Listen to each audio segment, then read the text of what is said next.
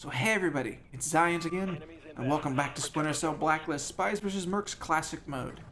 In this game, you'll see me playing as a Merc. I didn't add the spy section because they don't actually get a full arm, and so the spy section of this match was about 3 minutes long, and while I can bring that to you in a short video, I thought it more interesting to look at my Merc play here, because I was playing with, my partner was a level 8, and I knew immediately that I would need to carry him on my back. He does actually pretty well in the spy round, but I knew because, as you see at the beginning of the video, I put down my proximity mine on B. And I don't do that because I'm thinking I'm going to get a kill.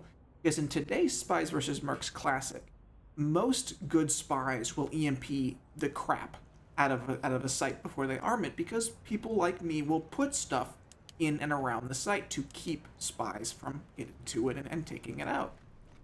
But I do it more to act like a secondary UAV. So if I cover just one site in proximity mines, and I know that both of them are within the proximity of B, A, or C, and suddenly one or both of them is destroyed, and I'll get the gadget destroyed signal, that signifies to me that there's a spy in that area, and I should go run to it to check.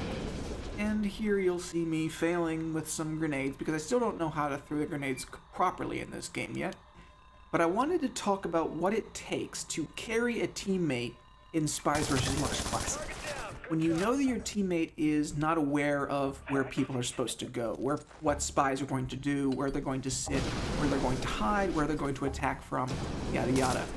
And while on the one hand, he actually is an effective distraction and acts as a second set of eyes, and if indeed he does die, which he does on several very particular occasions, I'll know that there's a spy within a certain area. And if the hack started and he dies outside of the zone, I know I only have one spy in my immediate vicinity to worry about. And that being said, it's not quite a 1v2. Because as you'll see later in this gameplay, he actually, by dying, assures me the kill. And that's the first thing you have to realize about a player who is so utterly underneath your skill level. He is still useful. He still is going to help you succeed. No matter what you may think of his skills or his stupid mistakes or mistakes he might make out of ignorance, you must always keep in mind that you are not in fact alone, and that there is a tactical advantage to everything that you do and everything that he does. It's just a matter of seeing it correctly.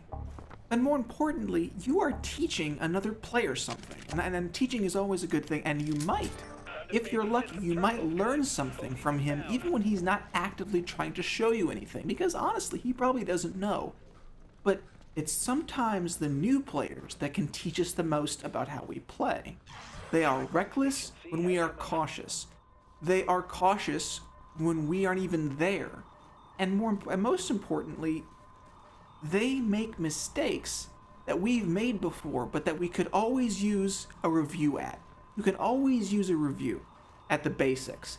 And when you see someone do something that you know is wrong, you put it in the back of your mind and say, you know what? I would not normally do that, but it's good to know.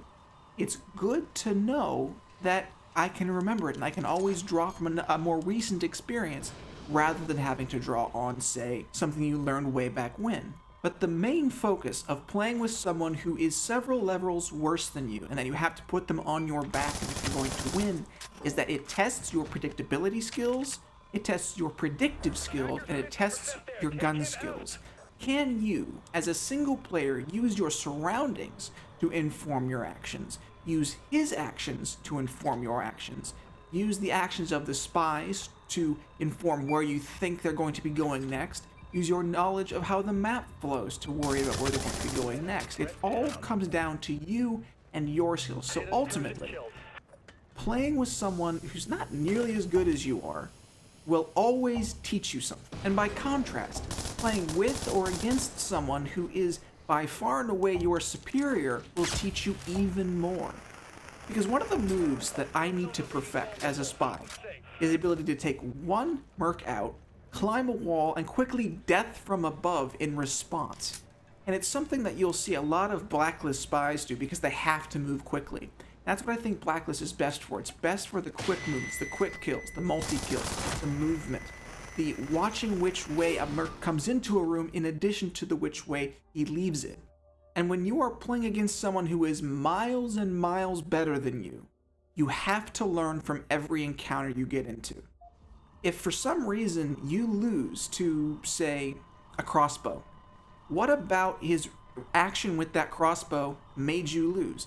What about his action with the flashbang? What did he do that you don't do? For example, you can throw a flashbang at your feet to make an escape.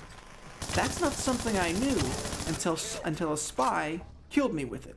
I had him in my sights, he was going to die, but then he quickly double taps whatever key he's bound to throw the flashbang. I'm blind. He kills me, but I realize at the same time that it's a very effective escape method as well. If you're playing very experienced mercs, the best thing you can possibly do is watch how they scan an area. There are places on these maps where novice and adept spies will go because they think they're safe there, because they've seen someone else do it, be safe there before. And you're not safe there because the good merc is usually a pretty good spy. And so he knows to check in these obvious locations first. And if your spy or merc teammate who's new and who's making these mistakes goes to these obvious locations because they've seen them once or twice before, use their death against your enemies. Because the spy or the merc will be preoccupied killing your teammate, and you can go in for the kill and then go in for the arm. And your hope is then that not only have you made a merc or a spy angry, but your teammate has watched you move, and he has learned something so that even as the match progresses, he gets better.